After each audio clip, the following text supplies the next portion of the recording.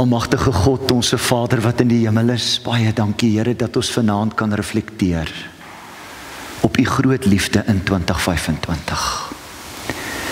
En Here, terwyl ons op die vooraand van 'n nuwe jaar staan, Here, wat voor ons uitgestrek lê met al sy geleenthede, maar Here, dalk ook 'n stuk onsekerheid en Here, dalk so klompie goed in ons hart ook. Kom word ons stil by die enigste plek waar ons vrede kan kry, en dit is in God se teenwoordigheid. En as ons dan wonder oor 2026, dan moet ons na die woord van die Here toe kom. Dan moet ons die woord van die Here ook bestudeer. En Here, wil ons amper sê dat 'n goeie voorneme vir 2026 sal wees om 'n student van die woord van die Here te bly. En wanneer ons hierdie boek oopmaak, dan besef ons is op heilige grond, Here. En daarom kom vra ons nederig en respekvol vanaand asseblief in die eerste plek. Here, neem u plek in, hier is gasheer en eregas. Maar breek ook asseblief u woord vir ons oop. Ons bid dit in Jesus se mooi en kosbare naam. Amen. Lukas 17 vers 1 tot 10. In die latere dele van Lukas sien ons 'n klompie uitsprake van ons Here Jesus Christus. En dit is in hierdie gedeeltes waar die Here 'n klomp uitsprake maak wat nogal belangrik is. En as ek jou kan aanraai, so aan die begin van die nuwe jaar, gaan werk so 'n bietjie weer deur die boek Lukas. Is 'n kosbare evangelie. Uitsprake van Jesus, Lukas 17 vanaf vers 1. Jesus het vir sy disippels gesê, dit is onvermydelik dat daar dinge kom wat mense laat struikel. Maar die ellende wag vir die mens wat die oorsaak daarvan is. So 'n mens kan eerder met 'n groot klip aan die nek in die see gegooi word, as dat hy vir een van hierdie kleintjies 'n struikelblok word. Wees dus op julle hoede. As jou broer verkeerd optree, berisp hom. En as hy berou kry, vergewe hom. Selfs as hy 7 maal op 'n dag verkeerd optree teen jou en 7 maal na jou toe terugkom en sê ek is jammer, moet jy hom vergewe. Die apostel sê toe vir die Here, gee ons meer geloof. Maar die Here antwoord, as julle maar geloof so groot soos 'n mosterdsaadjie gehad het, sou julle vir hierdie moerbeiboom kon sê, trek jou wortels en al uit die grond uit en plant jouself in die see, en hy sou julle gehoorsaam. Sê nou een van julle het 'n slaaf wat ploeg of vee oppas. Sal hy vir die slaaf sê as hy van die veld af inkom, kom eet eers gou? Natuurlik nie. Maar hy sal vir hom sê, maak vir jou iets klaar vir aandete, sit jou voorskoot aan, kom bedien my terwyl ek eet en drink, en daarna kan jy self eet en drink. 'n Slaaf wat sy opdrag uitgevoer het, word mos nie bedank nie, of hoe? So is dit ook met julle. As julle alles gedoen het wat aan julle opgedra is, sê dan, ons is slawe wat niks verdien nie, ons het gedoen wat ons verplig was om te doen. Sê die woord van die Here. En in die besonder hierdie vraag van die apostels, geliefdes, daar in vers 5. Die apostels sê toe vir die Here, gee ons meer geloof. Maar die Here antwoord, as julle maar geloof so groot soos 'n mosterdsaadjie gehad het, sou julle vir hierdie moerbeiboom kon sê, trek jou met wortel en al uit die grond uit, en gaan plant jouself in die see, en hy sal jou gehoorsaam.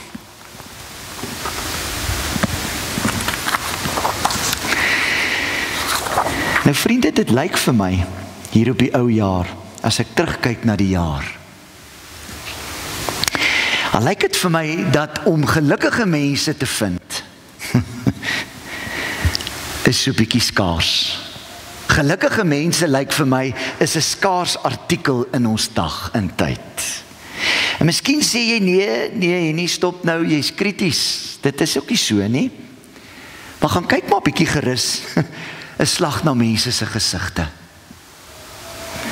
Dis bekommerde uitdrukkings en is lang kyk na niks en in die verte instaar. En ek wens ou kon dit doen, maar ek dink toe ek hierdie boodskap toe ek so 'n bietjie werk hier aan, sê ek wens ek kan so 'n bietjie opry in die verkeer eendag. Dan ry jy nou tromp op, stroom op. En dan gaan kyk jy nou na daai mense se gesigte in die verkeer. Hey, vriende, hier kom 'n ding.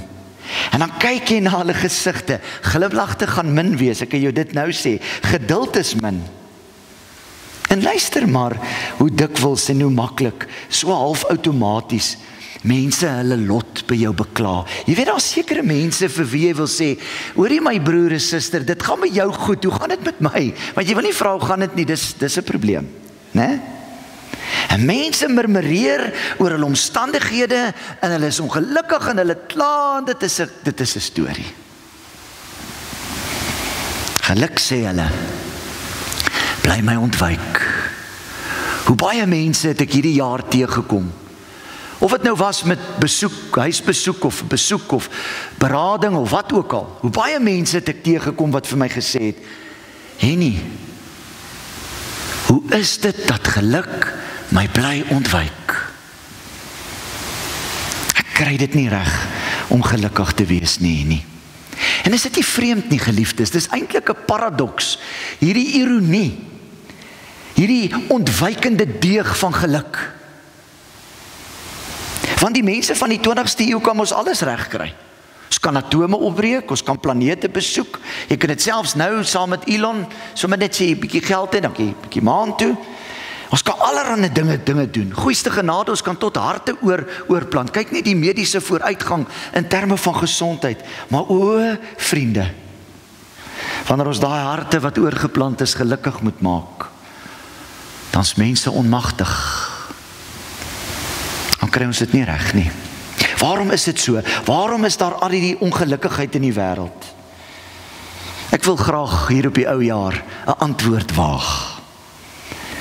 Jy sien vriende, dit wil vir my voorkom dat daar hierdie gedagte is, as dit ware, dat daar 'n direkte verband is tussen lewensgeluk en lewensomstandighede. En dit is seker een van die grootste valshede van ons tyd. Mense redeneer soos volg: as ek meer tyd gehad het, as ek maar net meer status of mag gehad het, as ek elders gewoon het, as ek 'n ander werk gehad het, as ek 'n ander lewensmaat gehad het, as ek ander talente van die Here ontvang het, as ek maar net die tyd kon terugdraai, as ek net jonger was. Hoe sê prof Stefan, jy weet die ou tyd is ook net goed omdat ons nie daar was nie, nee? Maar mense sê as ek die tyd kon terugdraai, as ek jonger of ouer was, as ek 'n jonger my kon ontmoet het, sou ek heeltemal anders te keuses gemaak het.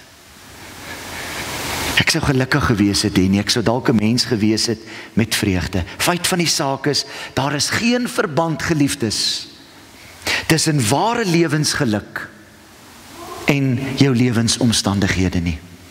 Die een is nie en moet nie asseblief in 2026 van mekaar afhanklik wees nie. Want hoekom is dit dat so baie mense ten spyte van hulle negatiewe omstandighede werklik gelukkig kan wees? Hoekom is dit dat jy telke male 'n weeskind raakloop wat 'n groot sukses van sy of haar lewe gemaak het en nie toegelaat het dat hulle omstandighede hulle definieer nie? En in dieselfde asem is die ander kant van die munt ook waar, geliefdes. Dat iemand wat alles het, so verskriklik ongelukkig is. Ek ken baie mense met baie geld wat baie alleen is en wat bitter ongelukkig is. Jy sien geliefdes, ons geluk het baie min te doen met ons omstandighede. Ware geluk het met iets anders te doen. Het dit nie te doen met jou omstandighede nie, maar ten diepste het dit te doen met jou geloof en jou geloofsvertroue. Sterker gesê, daar's 'n direkte verband tussen ware geluk en ware geloof. Sonder geloof sal lewensgeluk ons altyd ontwyk. Maak nie saak hoe jou omstandighede lyk nie. Die bekende Martin Luther skryf aan sy filosoofvriend Melanchthon. Skryf hy die volgende woorde. Hoor mooi hierdie woorde. Het ek dit op die bord gesit? Nee. Maar hoor wat skryf Luther. Hy sê vir hom, vir sy vriend, hy sê die groot sorge wat jou verteer, my vriend, soos jy skryf, haat ek van harte, dat die sorge jou hart so in beslag neem, kom nie van die omvang van die gevaar nie, maar die omvang van jou ongeloof. Dis harde woorde wat Luther vir sy vriend skryf. En wat wou Luther eintlik hiermee sê? Eenvoudig, geliefdes, wou hy sê vir sy vriend, ons sorge, ons ongelukkigheid is nie as gevolg van ons omstandighede nie, maar as gevolg van die ongeloof wat so baie keer in ons harte draai. Dis waar die wortel van die ongelukkigheid lê, by ons geloof, ons ongeloof. En kom ek verduidelik wat ek hiermee bedoel, asseblief. In ons geleesde gedeelte, Lukas 17, 1-10, is Jesus besig met niks anders as om oor die praktiese sy van ons geloofslewe te praat nie. So kosbaar hierdie uitspraak van Jesus in Lukas 17, want Jesus is nou hier besig met praktiese dinge. Hy praat hier op 'n wyse oor die lewe wat ons almal ken. In die eerste plek, vers 1, sê Jesus, is dit 'n eenvoudige feit van hierdie lewe, dat dinge met jou gaan gebeur, wat nie lekker is nie. Die wêreld is gebroken, geliefdes, dit is onregverdig, dit is nie altyd regverdig nie. En Jesus sê dit in Lukas 17 vers 1. En omdat ons deel is van hierdie lewe, kry ons elkeen 'n kwota teëspoed. Dit is wat dit is. Die lewe werk so. Maar Jesus kom in vers 2 en vers 3, geliefdes, in hierdie mooi teks, en hy sê, dit is tragies, ongelukkig, dat ons soms die oorsaak is van ander se ongelukkigheid. Wees op julle hoede, sê die Here Jesus Christus, dat julle dit nie vir ander mense moeilik maak nie. En derdens sê Jesus, as iemand verkeerd optree, geliefdes, berisp so 'n persoon, natuurlik in liefde. En as hy berou het, en hy sê hy is jammer, en hy bedoel dit werklik, vergewe so 'n persoon. Al moet jy dit 7 keer doen. En dan wat sê die disippels, hierdie groot manne van God, wat sê hulle vir Jesus? Hulle eerste reaksie aan Jesus is hier, en dit staan nie noodwendig so in die teks nie, maar as ek so bietjie my eie interpretasie en my eie so bietjie iets kan invoeg in hierdie teks. Here, dis al 'n bietjie erg wat U my nou vra, 7 keer. 7 keer moet ek iemand vergewe. Here, is ek werklik hiertoe in staat? Is ons werklik hiertoe in staat? Ek dink nie so nie. Maar Here, as U my meer geloof gee, dan kan ek dit doen. So Here, asseblief, ons is bereid om te probeer, gee ons asseblief net meer geloof. Dan sal ons dalk kan 'n versoek, 'n bede, wat so bekend is vir ons elkeen, wat ek en jy sekerlik in hierdie jaar gebid het. Here, gee my meer geloof. En kyk hoe antwoord Jesus die disippels. Hoe hy antwoord hulle op 'n verrassende manier. As julle geloof maar so groot soos 'n mosterdsaadjie was, so groot soos 'n wolletjie wat jy amper in jou hand kan sien, dan sal julle vir hierdie moerbeiboom kan sê, trek jou met wortel en al uit en gaan plant jou in die see, en die moerbeiboom sal jou gehoorsaam. Verstaan ons werklik wat die Here met hierdie uitspraak bedoel het? Verstaan ons werklik wat Jesus hier wou sê? om werklik gehoorsaam voor die Here te kan lewe, om gelowig te kan lewe, is nie, geliefdes, om te wag op 'n wonder of 'n teken wat vir my meer geloof moet bring nie. Hier's die goeie nuus. Geloof is iets wat jy reeds besit. Dit is deur God aan jou geskenk. Dit is aan God, dit is van God vir my en jou gegee. Ons is nuut gemaak in die Here Jesus Christus. Ons het die potensiaal omdat God ons harte kom nuut maak het. Om nie alleen maar net gelowig te leef nie, maar om ook werklik gelukkig te leef in 2026. Ons ongelukkigheid, ons gebrek aan liefde, ons gebrek aan vergifnis, ons as die oorsaak van ander se struikeling, geliefdes, is nie omdat ons min geloof ontvang het nie. Dit is doeteenvoudig omdat ons nie die geloof wat ons het en wat vir ons geskenk en gegee is tot sy volle potensiaal gebruik nie. Ons struikel om eenvoudig, ons struikel en worstel om eenvoudig te word wat Jesus ons geroep het om te wees. Ons ongelukkigheid is nie die gevolg van ons omstandighede nie, nie as gevolg van 'n gebrek aan geloof nie. Ons gebruik dit net nie reg nie. En dan vra ons steeds vir die Here, Here, gee my meer geloof. Jy vra vir iets, geliefdes, wat jy reeds in oorvloed besit. Miskien moet die gebed eerder wees, Here, versterk my geloof. Here, dat ek dit tot sy volle potensiaal kan bring, Here. Dat in 2026, dat ek onwrikbaar glo en weet wie ek is in U. En daarom kan ek gelukkig wees. En hoef my omstandighede nie perfek te wees nie, Here Jesus, want U het vir my hierdie onskatbare skat gegee. Geloof. Geloof wat ek en jy het. Ek lees 'n ou Zulu verhaal, hierdie verhale wat hulle baie keer in die Zulu tradisie vir die kinders vertel om hulle 'n les te leer. Die hyena het 'n been in sy mond. En dit is 'n sappige been en dit is goed en reg, is wat hy nodig het, hierdie hyena. En dan stap hy oor die brug en hy kyk in die rivier en hy sien 'n weerkaatsing in die rivier en hy sien, maar daar's 'n been, beter en lekkerder as wat ek het. En hy hap na die been in die rivier en weg is die been wat hy gehaat het. En uiteindelik moet die hyena honger ly. Is dit nie baie keer wat ek en jy doen nie? Here, gee my meer geloof. Nee, my kind, jy het alles wat jy nodig het. Kyk wat jy het. Moenie in 2026, geliefdes, fokus op dit wat jy nie het nie. Want ongelukkig is dit hoe ons brein werk.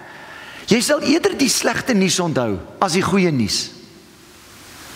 En ons fokus so baie keer op dit wat ek nie het nie. O, jy het geloof, geliefde kind van die Here. Die Deense filosoof Kierkegaard stel dit so. En hy stel dit kostelik. Die deure van geluk maak van binne na buite toe oop. Geluk kom nie van buite af in ons lewens nie. Ons vind dit nie in uiterlike omstandighede nie, sê Kierkegaard. Hy sê, nee, ons vind ware lewensgeluk in geloof wat God reeds vir ons elkeen geskenk het. Ons moet dit net begin ontgin. Hoor jy dit?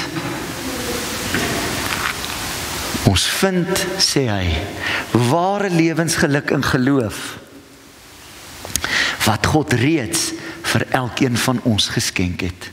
Ons moet dit net begin ontgin. 2026 is jou jaar. Jou jaar om jou geloof op buitengewone maniere te ontgin. Anders gesê, die Christen wat sy of haar geloof, dit wat reeds in besit is, dit wat God reeds geskenk het, van binne na buite toe sigbaar maak, Dis die mens wat gelukkig is. Dis die Christen wat berge sal versit in 2026, wat hulle geluk sal vind, nie in omstandighede nie, maar binne hulle self, by jou geloof, wat Jesus Christus vir jou gegee het. Net soos hy sy seun vir ons gegee het, net soos wat hy liefde gee, net soos wat hy lewenskos gee, net soos wat hy Elia kom wakker maak het, ons het Sondag daaroor gepraat. Kom gee die Here vir jou hierdie skat. Asseblief, ontgin dit in 2026. En hoekom is dit so belangrik om hierdie geloof van binne na buite toe sigbaar te maak? Want dit is asof die Here Jesus Christus vir ons in hierdie teks kom sê, julle is verplig om dit te doen. Gaan lees weer vers 10. Julle is verplig om dit te doen. Kortom, ek het nie eintlik 'n ander keuse nie. Ek wil begin afsluit met 'n verhaal van Kipling wat alleen Matteus so mooi in die boekkringe in 'n bos geskryf het. Hoor wat skryf sy. Toe die aarde klaar geskape was en die mense op die aarde kom woon het die 7 hoofengele van die hemel vergader om oor 'n baie ernstige saak te besluit. Hulle moes besluit waar hulle die krag van God kan wegsteek, sodat die mense dit nie gou sal kry en misbruik nie. Die eerste engel het voorgestel dat hulle dit op die maan moet wegsteek. Ja, die maan, het die ander saamgestem. Maar die 7de engel sê, nee, die mens is te slim. Hy gaan eendag weet hoe om op die maan te kom. Ons moet dit op 'n ander plek bære. Op die bodem van die see, waar die see op sy diepste is, stel die 2de engel voor. Ja, sê die ander ene, maar die 7de engel keer weer. Die mens is te slim, sê hy. Hy gaan op 'n dag weet hoe om by die bodem van die see uit te kom. Ons moet dit op 'n ander plek sit. Laat ons dit dan aan die môrester ophang, stel die 3de engel voor. Maar die 7de engel keer weer. Eendag gaan die mens tot by die môrester kom. Toe vra die ander vir die 7de engel, waar dink hy moet hulle dit wegsteek? En die 7de engel antwoord, op die laaste plek waar hulle dit sal soek, binne hulle self. Here, gee ons meer geloof. Nee, geliefdes, net soos die deure van geluk, maak die deure van geloof van binne na buite toe oop. Soek ons geloof elders in wonders en in tekens? Soek ons geluk elders in ons omstandighede? My geliefde vriend, vriendin, dan soek ons te vergeefs. Die grootste reis wat ek en jy ooit gaan aanpak in 2026 is na binne toe. Om te ontdek en te herontdek wat God in jou geplaas het. Geloof. En hier op die ou jaar, terwyl ons op die brink staan om 2025 vir 2026 te verruil, vereis geloof, geliefdes, 'n hart wat bereid is om te vra en te luister. Kom ons stop met die opstel van ons eie reëls vir die nuwe jaar en kom ons bid eerder dat die Here Jesus ons help om ons geloof te herontdek. Jy sien, Jesus se genade en jou geloof is wat jou leer hoe om die verlede te gebruik, die hede te navigeer en die toekoms met vertroue tegemoet te gaan. As ons dan die krag van God ontdek het, daardie krag van die opstanding waarvan Paulus in sy Filippense brief praat, in spesifiek Filippense 3, praat hy ook van hierdie krag van ons geloof. Dan sal ek en jy inderdaad in staat wees om groot dinge te vermag in 2026. Ja, geliefdes, ons sal dalk ook gelukkig kan wees. Kortom, geluk, voorspoed, vrede en vreugde in die nuwe jaar lê nie in jou uiterlike omstandighede nie. Dit begin en eindig by jou geloof. 'n Geliefde kind van die Here, hoor God se hart vanaand. Mag hierdie herontdekking van jou geloof, die ontginning van jou geloof in 2026, mag daardie geloof jou help om in 2026 die Here se vreugde en sy vreugde en sy liefde en sy hoop op verrassende maniere raak te loop. Mag geloof jou lewe vul met hemelse hoop en vreugde. En mag geloof in 2026 jou help om te groei in jou liefde vir God en jou deernis vir ander mense om jou. En hier waar jy voor die Here sit vanaand, is die uitnodiging vir jou. Hier is my hand. Vat my hand, my kind. En herontdek hierdie skat wat ek vir jou gegee het. Jy het niks meer nodig nie. Jy het net jou geloof nodig. En vir my. En dan gaan 2026, maak nie saak wat op jou wag nie, die beste jaar ooit wees. Dankie Here vir 2025. Maar nou Here, maak ek my los van wat agter my is, en ek strek my uit in geloof na wat voor my is, Here, en ek vat dit aan met God in my hart en met die Here in my lewe. Kortom, waar is geluk te vind in 2026? By jou, geliefde kind van die Here. By jou geloof wat jy alreeds het. Voorspoedige 2026 vir jou. In die naam, bo elke naam, van Jesus Christus ons Here. Hoor die woord van die Here vir die laaste keer in 2025. Amen, Here. Jesus Christus, dankie vir wat ek al reeds het. Here, so verskriklik dankie dat ek dit nie hoef te gaan soek nie. Dankie Here dat ek nie soos Elia vlugfiks hoef te wees en dit te gaan soek op vreemde plekke nie. Ek het geloof. Ek het Jesus. En dis al wat ek nodig het in 2026. En daarom Here is my voorneme om van binne na buite toe te leef in 2026. Omstandighede bepaal nie my geluk nie. Ek het geloof. Ek het Jesus 'n soort geloof. En al is dit so klein soos 'n mosterdsaadjie, kan ek dit na Jesus toe bring.